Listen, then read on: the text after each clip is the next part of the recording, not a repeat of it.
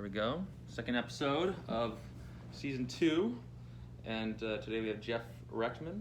Yes. Of Cacao Soul, and Jeff is a new awesome character here in Miami from San Francisco, and a lot of people in Miami can relate to him because he's kind of like a COVID transplant, which is nothing, not a insult at all. No, it's actually you were just one of the smart people, and we're wondering why there's not more, but there's plenty.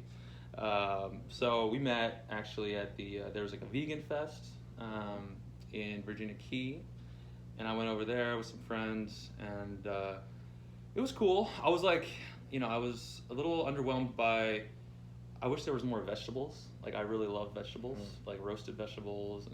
It was a lot of, I guess, on display was all like the fake soy products and things, but there was some cool stuff that I tried, but most importantly, there was some really cool games that they had for the kids. So, I got to go on the bounce house and stuff, but right next to all that was Jeff and his crew, and so we kind of got sucked into a cacao ceremony, which was like my first official one, and I think this one was a little different than usual. You were very, it was pretty much a dance party, and it was a little longer maybe, or it was a really cool experience, a spiritual experience, and you had us meditate together, and we drank the cacao. And so actually I didn't even meet you then, really. Like, I didn't get your number. I found you at South Point last Sunday, one of those amazing sunsets we had where the whole sky was red and everyone was sharing on Instagram, everything. But it was a special sunset there, and a special week. There's some cool cosmic stuff going on. So yeah, I met you there at South Point and was like, yeah, let's do the pod. Here you are, man. Welcome. Yeah. Thanks for having me. Yeah, dude. You're a good soul. I feel good energies from you. Oh, thank you. That means a lot. Thanks for saying that. Yeah, you were at South Point helping people with some handstands and whatnot. So usually we basically treat the podcast like a little biography book, and we kind of learn a little bit about your life story, your basically your journey and what lessons you've learned and habits and stuff towards the end. So, Jeff, where were you born? Yeah, before we jump into that, I wanted to comment on, it's so interesting to hear your perspective of the cacao ceremony and that experience, and I'm sure we'll get into that later on, but that's kind of the first time I heard from a stranger of what that was like, and so I definitely... No one gives you feedback on your... I get feedback from the team and the people that have done it before, and we're doing it very differently, so... just to hear like a random stranger comment on it without any context from me or asking for it is fascinating. So, okay. Yeah, with that, I was born here in Fort Lauderdale. Oh, really? Actually, yeah. You're not a transplant. You're like a OG, actually. I left and came back. I was born. I was born in Miami. Grew up in Fort Lauderdale area in Davie specifically. Then went to Gainesville, was there for 10 years in undergrad, law school, and then working at a startup. After that, the startup failed, crashed and burned. That's when I went out to San Francisco for my first real person job at Google. What did you study in school? I studied business, entrepreneurship, and real estate in undergrad, and then law school. So then I went out to San Francisco, did that life for about 4 years. Towards the end, I took off and figured out a way to work remotely for Google and travel. So I traveled for about 9 months. And then I came back, didn't want to be in the Bay Area anymore. So decided to pack the bags and move over to New York. And I was in New York for a year and a half when COVID hit. And so I was there. I stuck it out for about 6 to 8 months. And last November, moved down to Miami. And it was supposed to be just temporarily. It still is somewhat. I came down for the winter, and our return to office kept getting pushed back. Technically, they still think I'm going back to New York at some point, but I came down here, and I think I found where I want to be. So I'm here, I like it, and I don't think I'm going back to New York. Okay, so you've been here a whole year, right? I've been here, about almost exactly a year. Okay, and so you're, I don't know, obviously this is kind of a weird question, but you're a lease, you're committed to here, or you're still on short-term housing? Yeah, it's funny, when I did sign a year lease in December of last year, and I negotiated the ability to cancel it after like 8 months because I told them I was gonna have to go back. And now it's like I want to extend the lease longer. I don't know if they'll let me. So, yeah, I do have a lease. I'm like pretty committed here. My mom lives in Fort Lauderdale still, so I'm hopefully not going anywhere. Yeah. Well, you can find another remote job that lets you stay here if you care enough. You know. I think so. So, what is your path as like a yogi? Because I did respect that. You know, your energy, your aura. You know, it's pretty enlightened for some reason. So, where did that come from? Pretty recent. I wouldn't say I'm the most spiritual person out there, especially in the communities that I'm in, but I've done my fair share of psychedelics that has kind of led me down wandering and on this path. And so I like have a light yoga practice, and I have a meditation practice, and otherwise I just kind of believe mostly what I see and feel. And so and Cacao has kind of been more of a palpable experience for me, which is where that comes from. And I know there's like the spiritual side and like the more physical side, we can call it, but yeah. Okay. So from just what I could find about you on Instagram, whatever, seems like there's two main things with you. There's handstanding, and then there's Cacao. So when did the handstanding start? Yeah, that started when I moved to New York. I found a studio with a gym. I was interested a little before New York when I was traveling and started doing body weight workouts, and took my first handstand class in Bali, actually. And then right after that, I moved to New York, found a studio that had handstand classes and acro classes and so forth. And that's when I started really diving into it and really learning about it. And now it's sort of evolving into what I like to call just movement in general, just like moving your body and feeling your body and being able to control your body how you want to. And so I'm really in tune with like gaining mobility and flexibility and the skills with handstands and different acro stuff and calisthenics. And okay, so when was your first handstand ever? Probably 5 years ago in San Francisco, just like throwing myself up, not knowing anything about it, trying to walk around and balance as much as possible. So 5 years ago. Okay. And then I started training probably 2-ish years ago in 2019 when I moved to New York. Okay. So personally, I did my yoga training in San Francisco, and that's where actually I learned to do a headstand before. That was pretty easy. I just like Googled it and then did it, and I would like do it like before lunch. But I still actually haven't really done I can do like a forearm stand, but I can't even. I haven't done a shoulder a complete head. Is it? I mean, I guess I'm wondering what's so amazing about it that like I should go for it, because I think for me this is almost like, all right. So I did the marathon recently, and not that I regret it, but like I didn't love it. Like it was like a kind of like a force, and it kind of like threw me off balance a bit. But it was like an accomplishment that I'm like, oh, that's cool. I guess I did that, and I can relate. Is handstanding similar? Like, how much benefits do you get from it? Is it like does it make you feel like certain strength that you are able to do that, or like what's the feeling like? Yeah, wow. I have after the show, you can check out a video that I post on like that exact question, because I get that question a good amount. Like, why are you doing all these handstands? The long story short is, it's less about the handstand and more about the kind of journey that, at least for me, it's brought me on. So like, yeah, there's a lot of time training handstands, and at the end of the day, you just do a handstand, and it's like, who cares?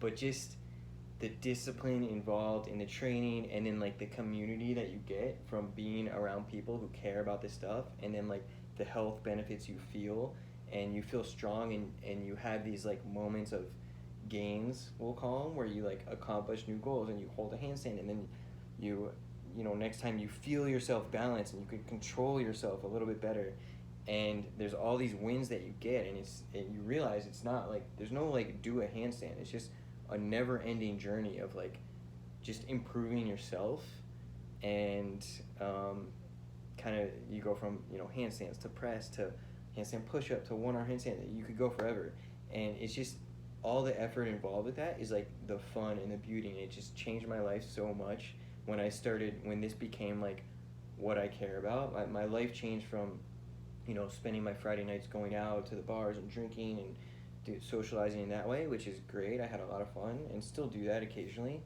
but I just became so into like improving myself and my body and working on this goal of a handstand that it like changed who I hang around, and I built community around it.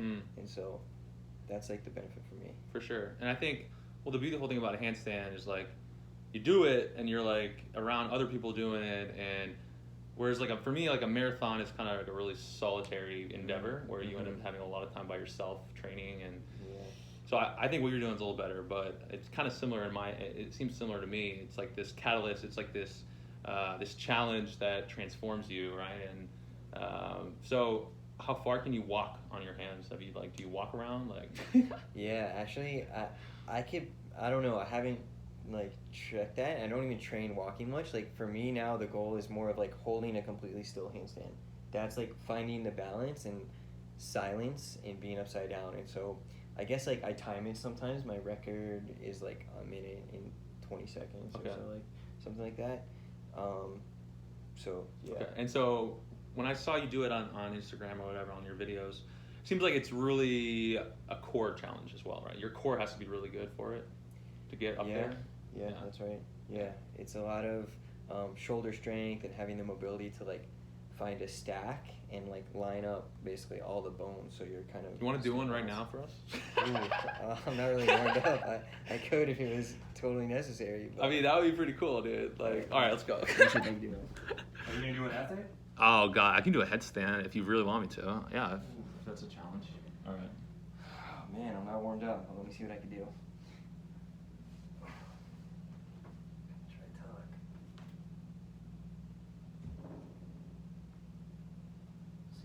Tuck, and then you can do a straddle, straight, under the pressure. Shoulders, foot shapes, and there you go, dude. I really put you on the spot, dude. My god. See, that's all the training. So when you go to do a podcast and someone puts you on the spot, you could like just knock it out. Well, look, I mean, we're all about making this season a little more entertaining, you know? I mean, I love it, dude. So, all right, so now you got a little blood flow to your head. Maybe it's time for some, like, power questions or something. Like, let's see what life force you got in you right now. Okay. All right, so the handstanding, it seems like we believe it now for sure. You're no faker. You're for real. So Cacao now. Let's go after the Cacao. I got some of yours right here. You brought it over. The Cacao. What I remember from the ceremony is we all really wanted to just drink it, but you were like, no, you guys gotta like hold out. You can't drink it yet. You know, like it's like holding out on it, which is like most things in life. You know, you gotta hold out on and appreciate, and then go in on it. But yeah. So like, how much do you need to feel a boost? How much cacao do you ingest? Actually, those are like follow-up questions. More importantly, what was the first like exposure for you, and where did that happen? Yeah. So cacao for me started. I guess my first real experience was when I went to Nicaragua for circus camp. So I left New York, moved to Miami after like a pretty bad experience in New York, which you don't need to get into, but left there. Was feeling a little lost, didn't really know what I wanted to do. I was in Miami temporarily, and I found this Momentum Collective community experience training circus in Nicaragua, and it happened to be on the cacao farm. So I went to that, and that's where we like really dove into what cacao is. Which, are you familiar with? No, this is good. Let's like enlighten us.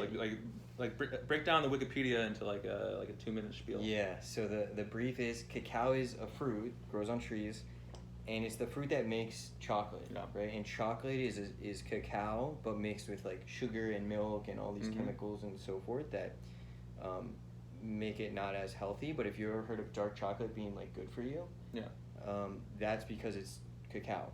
Yeah. Cacao is known as like a top superfood. It's got like 40 times the antioxidants of blueberries, and I gave the spiel at the thing, but it's full of iron, magnesium, it's got calcium, more calcium in the milk, and so forth. So it's really good for you. It's a very nutritious fruit, and when used properly, like what we're doing is bringing the pure form of cacao as it is to like share that more than like what we now see as like a Hershey's bar, for example, is 10% cacao, and the rest is all like nonsense. Right. Well, you're talking to someone who loves dark chocolate, right? Like I'm usually around like a 78, maybe sometimes 85 percentile, like really good stuff, really low in sugar. I actually pretty much end almost every meal with chocolate. Nice. So I get it. It like kills. It like satisfies my palate, strengthens me, allows me to like not eat for another couple hours. Nice. So how early do you start eating chocolate, or like have you inherited crazy chocolate habits? Yeah, I eat way too much chocolate. We eat it all the time. We eat these balls, which feel free to I'm gonna dive in. This is I think this is like it's a ceremonial cacao. It's our good cacao mixed with, I believe it's dates and matcha. Yeah, she put a little matcha on there and maybe there's a macadamia nut, so be careful. And yeah, it's all like raw, vegan, and like no processed sugars in there. So I eat a lot of cacao. Cacao is for sure my dessert of choice. And I'll do dark chocolate sometimes and mix it up. I had a cacao this morning. I use it sometimes as a coffee substitute. I'll just like make a ceremonial, you could call it ceremonial cacao. There's a lot of confusion of what that term means, but just taking the pure cacao, mix it in hot water, and then you add whatever spices you want. You could add cayenne, turmeric, ginger, add a little maple syrup to make it less bitter, and you have this, and it activates you. That's what it does for me. It's like an activator. So it's got like 1/8 the amount of caffeine as coffee. Okay. And these other components that like make you feel a little bit more awake. Yeah. So, cacao by itself, are there calories to it? Is there fat content, right? Or yeah, there is, right? Yeah, it's cacao. It's like there's the cacao. What you see in stores is cacao powder. That's without the cacao butter. So it's cacao and cacao butter forms like the cacao. Right. You strip the butter out through heating it and processing it. That's how you get cacao powder that you buy in the store, which is great, but it doesn't have a lot of the nutrients that come with the cacao butter, the fats. Okay. So the true experience is having the butter in there. For sure. Because obviously, I do a little intermittent fasting. I basically just like don't eat till lunch, like maybe like 1:30. Same. So this would break my fast if I put it in my coffee or whatever. But I could. Do people ever put cacao powder without the butter into the coffee, like as a? For sure, yeah. You can like spike the coffee with it, add it as a little boost. I haven't really done much of that, but I've been playing. I'll make like we call it coffee when I also feel like a coffee because I love coffee. Throw a little cacao in there as well, and it's a nice little boost of both. All right. Okay, so there's something hard in this one, right? It's macadamia nut. Yeah, but it's something else. That'll be all right. Maybe it's the sprinkle of the ceremonial cacao. Anyway, so you're out in Nicaragua. How long were you over there? 6 weeks. 6 weeks. And when did you decide to start a company around cacao? Yeah, so I went to Nicaragua, had that experience, sat with cacao a lot. There was a little cacao bar where we were, and just it kind of became like the daily thing for us. And we would, every Friday morning, we had like 7 a.m. ecstatic dance on this like beautiful deck on the lake, and we would start it with cacao. And so that's kind of what happened. Came back to Miami, and it seemed to fit in with the community here. I have a friend, Galfrey, who was like super into cacao. He sat with it for like 6 months and had a transformative experience. And so we just started to want to have it for ourselves and then also share it with our friends because it was just so powerful for us. So and then my girlfriend, Megan, came to Miami from Nicaragua, who I met there. Oh, yeah. She came to visit a few weeks after I left there, and just like as friends, and now she kind of moved here from Canada, so that's a whole other thing. But she came, and we were having cacao a lot, and we realized we don't really love to like drink because it just doesn't make us feel good. But when we were in Nicaragua, there was like no pressure to drink, and there was no desire. It wasn't like, oh, we're like about to go dance, I need alcohol to feel good dancing. It was like, oh, we're having a dance party, we all feel good and connected, and we could dance and not feel like anxiety. And cacao is part of that. So she brought it here. We like randomly decided to go try to sell it at the farmers market, the Coconut Grove Farmers Market, and it was just like a lot of fun and a big success. We like had a bunch of our friends come try it. We shared it with a lot of people and just had a really good time. And we're like, it's kind of our mission to just like spread it a little more. We like see the benefits, how it's benefited us, and we just want to share that with our community here. Okay. So I suppose like for you, it's like do you actually have a big friend group now that like you throw your own parties a lot of times around Cacao, or is it like, I don't know, how much do you see bars someday offering Cacao? Like, is that really realistic, or? No, it's not. That's like our vision. Like, I guess I have so much here, but yeah. So we're doing an event on Sunday called Soul Sun, and part of what my pitch, like we did it last time, and what I tell them when we're figuring out where we're gonna be located is like, we want Cacao to be, like, not just like sit with it and have a ceremony and like go inward, which is a beautiful way to use Cacao, but we want it to be like, hey, instead of getting my third tequila shot, like let's have a Cacao and like also go party and just kind of change how it's seen in the community. So it's not a bars yet. We're talking to cabo bars about getting it in Yeah, cabo I was bars. about to mention cava.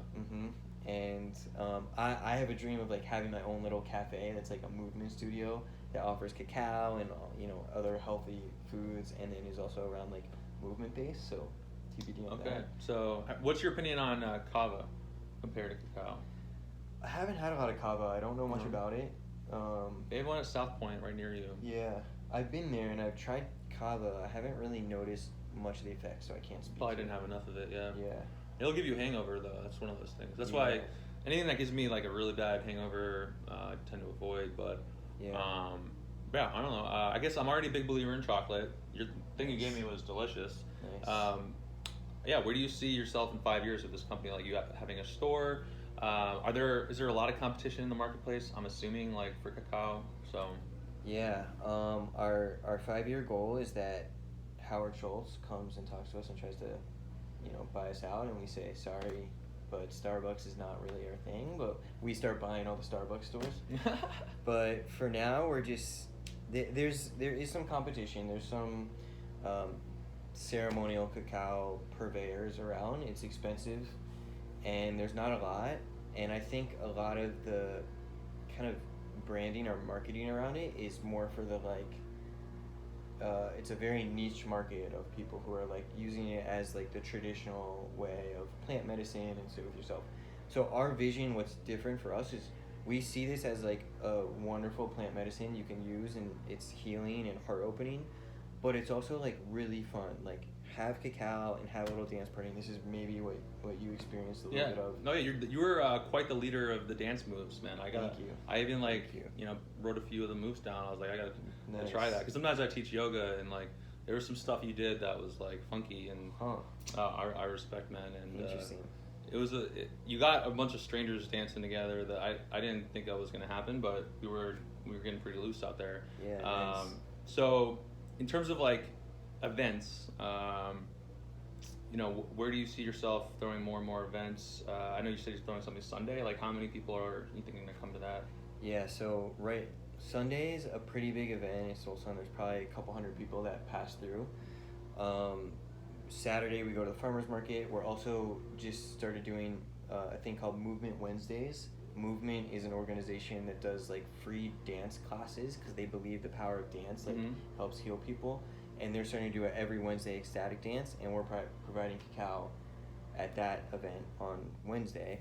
But yeah, we just want to get involved with all the like, we say high vibrational events in Miami and share cacao in a way that like can, instead of having alcohol, you can have cacao. Yeah. And it allows you to connect with yourself and with the people and just really dive into the event. So we have a couple elements of our business. One is like the live events, and we just love connecting with the community and being with people and sharing cacao that way.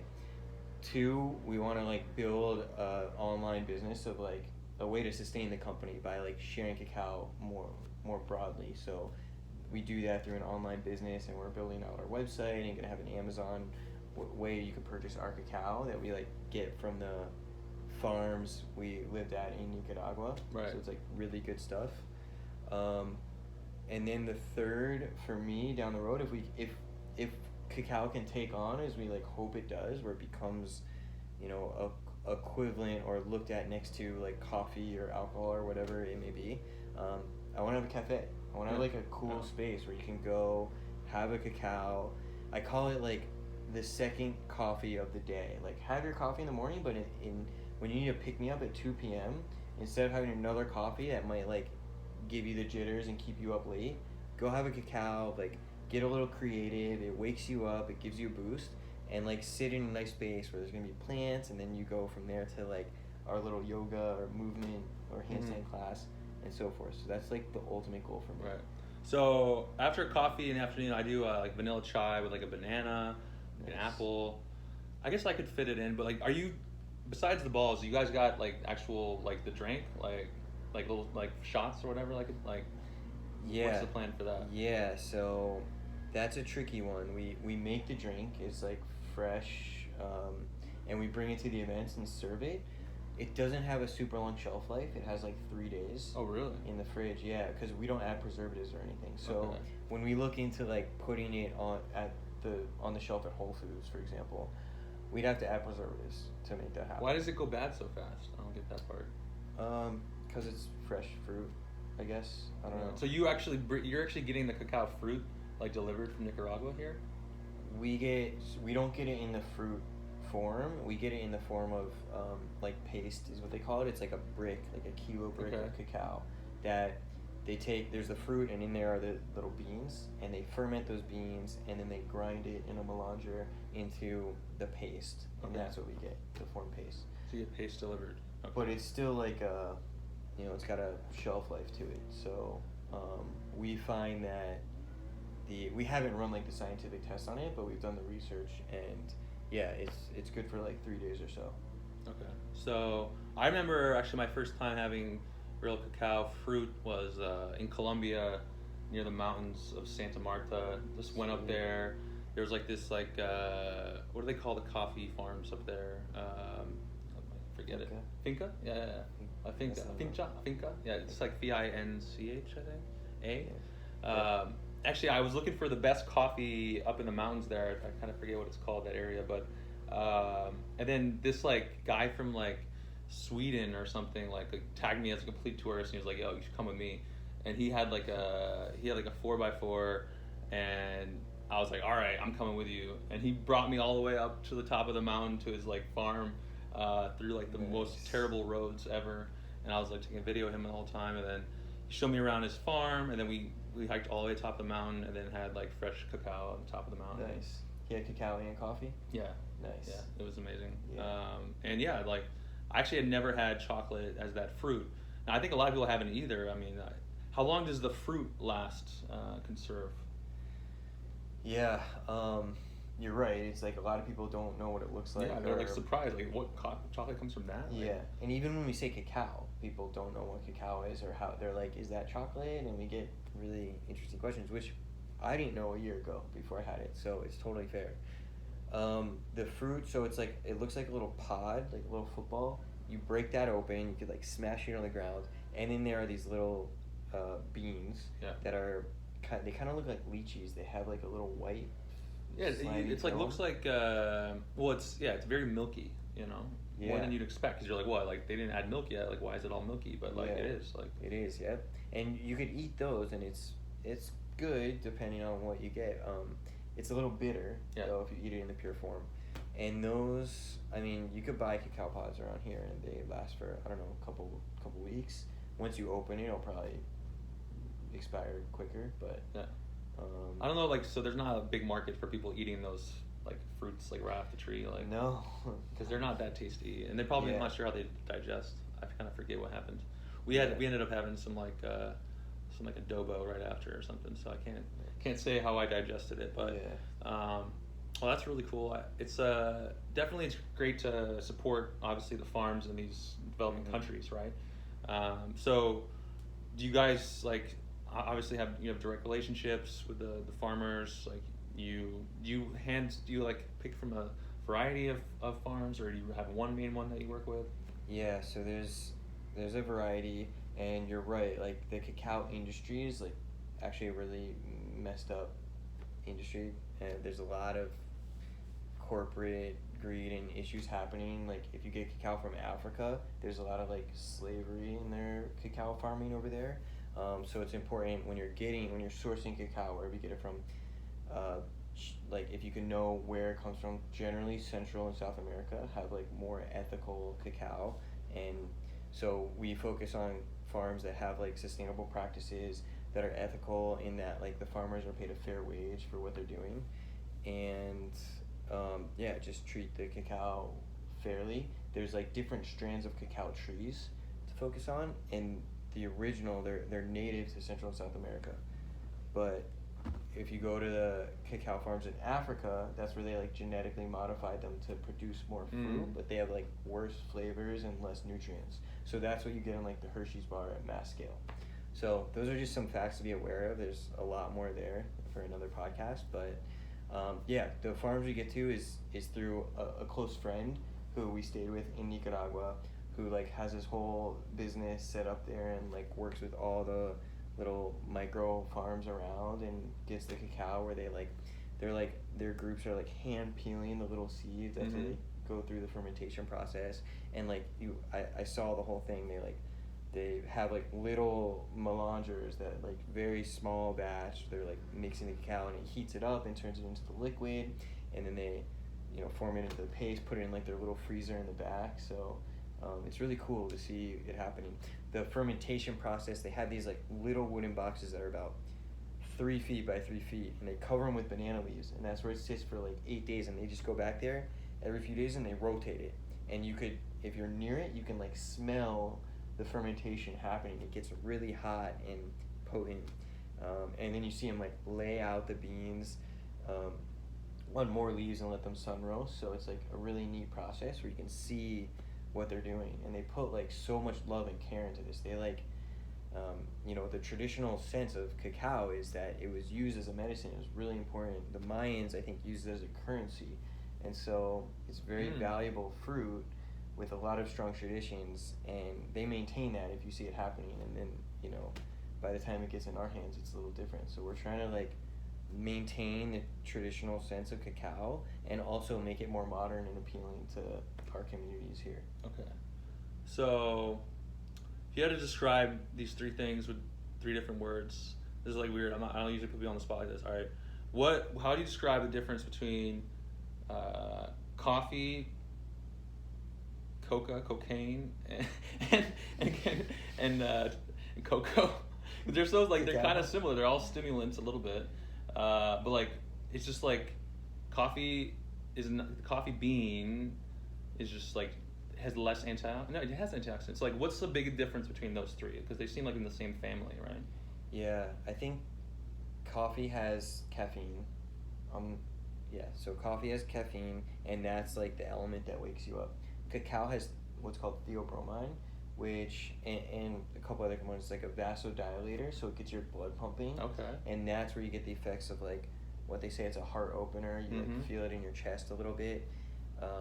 It's got a chemical called anandamine, which is known as the bliss molecule, and that's what makes you release it. I heard like chocolate's like better than having a kiss. Like, exactly. Yeah, that's why it's associated with like love, and like have some wine and chocolate on your first date and so forth.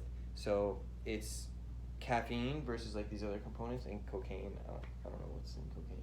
What's the stimulant there? A lot of things. I don't know. I really don't know. You haven't like studied it. Like... I haven't studied it enough. Good, man. That's actually that's one thing that's not one of my vices. No, I'm not a fan really, but more of a yogi. But anyhow, it is funny or interesting to note that like that region creates or produces all 3 of those. Yeah. And they are all stimulants of different natures. And from what I'm hearing, like coffee is like for the heart is like the winner. Like in terms of cacao. Cacao for the heart is the winner. Maybe productivity, coffee. And, but the 2 together, like powerhouse. Like. So that's great to appreciate more, and awesome. Thanks for sharing some science there, like some chemicals there I had no idea about. And so, like, what was I gonna say next? Regarding chocolate, I would say, do you have favorite chocolate brands? Like, say like I wanted, like I eat a lot of chocolate every day or after lunch, after dinner. Is there any certain brands that you would like kind of like, obviously they're not your brand, but like that you would say I should buy instead of whatever I'm buying? Yeah, we do a lot of chocolate research. Every time I'm at Whole Foods, I buy like 6 different bars. Yeah. So it's So all much. a deductible business expense, of course. I recently tried a bar called, I think it's Omnon. I'll Omnon. send it to you. That was just like really well made, and it tasted good. And so I'll say when you're shopping for cacao, read the ingredients, see what's in there, see what they use for sugar. Like, are they using a coconut sugar or like something a little more healthy than like a refined sugar? See if there's milk in it. Like, try to. I mean, I don't know if you're vegan or plant based or whatever, but I prefer ones that don't have the milk in it. I Yeah, prefer me like too. a vegan bar, and see where it comes from. Like, often they'll say like this is with cacao from Nicaragua or from Ecuador or Africa, and if you can, I can't speak for all of Africa or all the bars there, but generally the ones from Africa I try to avoid because you don't know what the practices are there. So if you can get one from Central or South America, that in general is better. Okay. Last question about chocolate. So a lot of athletes obviously use caffeine as a stimulant. Do you know any athletes, famous athletes who use cacao? No, but this is also a thing we're like looking into. At least for myself, I'm trying to, like I use it a little bit when I go do my workouts, and now combining like cacao ceremony with like a movement practice type of thing, and so I do a handstand meetup Fridays at South Point, and like we might integrate cacao into that, have some cacao, do some handstands and so forth. So it's not there yet, but I'm like experimenting with myself to how it makes me feel working out.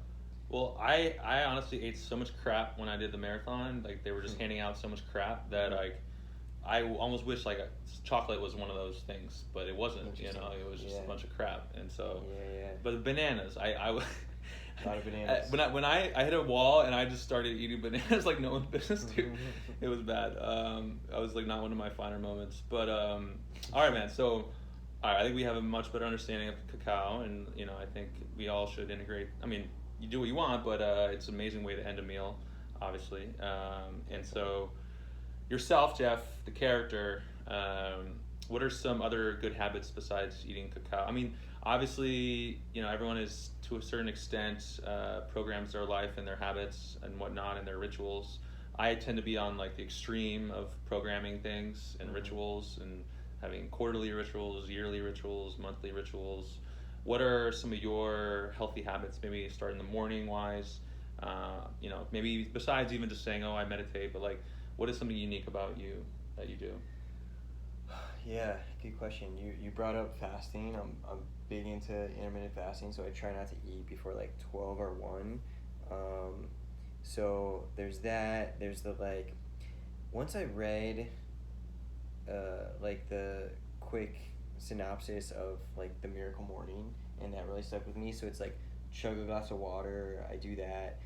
I have a little stretch routine that I go from like top to bottom and get all my joints lubricated before I start the day. Have a little cacao or coffee or whatever it is.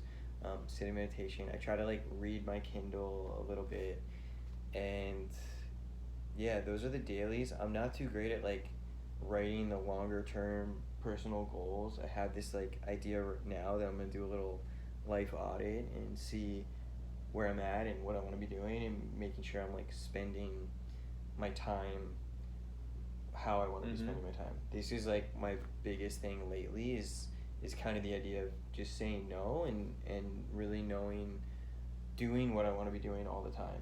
And I realize I just have like it's hard to find the time. Since I came to Miami, I'm just like so all over the place doing events and like trying to figure out my own training schedule, and I just kind of get lost into the flow. And so that's just something that I'm looking into these days. Okay. Yeah, I mean, Warren Buffett said it first. I think like you're measured by like how often you say no to things, because like living with like purpose and intention, and not always. But there's a time for spontaneity too. So like on that level, one of the questions I'm starting to ask on the pod is like, Jeff, like how do you celebrate? Like say say, not like you won $1 million or something, but maybe something awesome happened, like you're here in Miami, how would you celebrate? Yeah, I had a reason to celebrate recently, and I realized something good about my life right now is like, I just, when I celebrate, I do pretty much, like, I want to do pretty much what I do anyway. So, I like had a rehab project for a house that I was renovating, and I sold it and like got rid of it and moved on. And I wanted to celebrate that moment, and it was like, what do I want to do? It's Friday night, I could do anything. And it was like, I just want to go to the park and do handstands and like drink cacao and like hang out and watch the sunset. And I joked with my girlfriend Megan about that, and it's like, that's what I want to do. So it was a realization for me that like I'm doing something right, and that my celebrations aren't this like big extravagant dinner or something like that. It's like I just do what I'm celebrating like life every day in a sense by doing what I want to do. Wow, great answer, man. That's a sign that you're living your best life. Like to me, if $1 million popped in right now, like I really wouldn't change that much. And I think that's a good testament too. Is like, obviously some things would change, but like some projects would open up that you could work on. But at the end of the day, you know, to the level that you live your life with purpose, you really, ideally you're celebrating a lot, right? And so one thing I actually just did, it's funny, I saw Matthew McConaughey post something about like National Pickle Day, and he really crushed it. Like he was just like loose and funny. There's like a cool website that I found, like National Today, and like they send you like newsletters of like all the national days of the week coming up and stuff. Like There's so many every day. Today's National Drummers Day, so I don't know if you're a drummer, but I'm like in the mood to do some drums today. But yeah, I mean, life is honestly, I think every night should be a celebration of some accomplishments or whatever tasks that you did, whatever workouts, whatever. Every day should have its achievements, and then it should also have its celebrations with with friends, and so on that level, obviously, you're a big regular at South Point. In terms of businesses in Miami, what are some that you support? What are some other restaurants even, or where do you like to go with your girlfriend? Yeah, we don't eat out much. I like to support the farmers markets when we go to that, and just like the small local vendors. Our friends having events, we go to those whenever we get the chance. I go to Under the Mango Tree a little bit too much. That's my like go-to. That or Porta Vida or My Ceviche, which are all within like 3 blocks of where I live. And yeah, that's it. With our cacao, we're like trying to support the farm, the people that we met and connected with in Nicaragua. So that's big for us. And then with the people, like our community here supports us so much as far as cacao. So like we love to give back to them however we can, like whether that's like hiring our friend who's a photographer to like take pictures for us, or going to their events and providing cacao for free when they host their own event and so forth. So have you met so we had Amelia Garth on the podcast. Have you met her? Yeah. She does cacao ceremony too, right? Yeah, we do her cacao. I kind of. You guys partner? Yeah. It's your cacao over there? Yeah, so not always, but a couple months ago we started providing cacao for her event, and yeah, she's great, and we love that event. I went to the Cani Capilla for the first time about a month ago. Before that, it was like the other people at Cacao Soul doing it. But yeah, super lovely event, and it's been really cool to be able to provide cacao for them. Yeah, she was on the pod. Yeah, she played her music to start it out and stuff. Yeah, it was great. She's so good. But yeah, it's great that for example, like someone like her now has like a fresh connect straight from Nicaragua. Like real fresh cacao. Like everything just keeps getting better.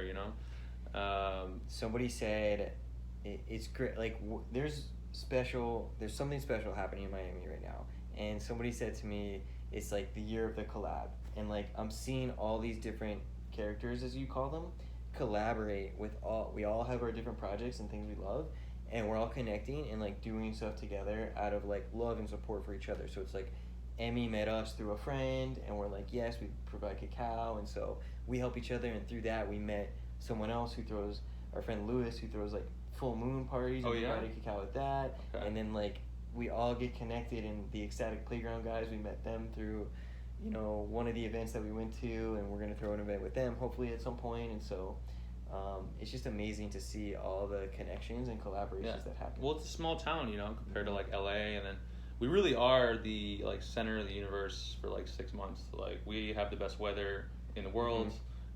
I was even like thinking about this today. Like yesterday, the weather was so great that like I just got so high just on the weather. Like it made me so happy, and I'm like, how could you ever get this high in like Buffalo? Like even if you're like an amazing yogi, like you spread love everywhere. Like you can't like get as high as you can here, man. Like the weather is very important, you know. So we're the mecca like right now. Like so that's why we're seeing all these high vibrations spreading around, and that's obviously one focus of the podcast, like connect different communities together. And so obviously, you know, a lot of the people already know each other who've been on the podcast, but obviously Lewis Full Moon Party is this full moon party. There's a full moon this week. Is that going to be at South Point, or where is that happening? I don't know if he's having one for this full moon, to be honest. There's a Vibe Tribe group. We know those guys. We've provided Cacao at some of their. There's a lot of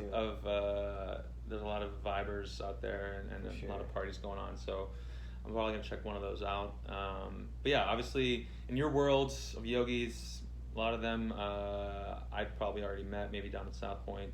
One question I started asking, because people obviously, when I asked what I used to ask is like, who should we have on the pod?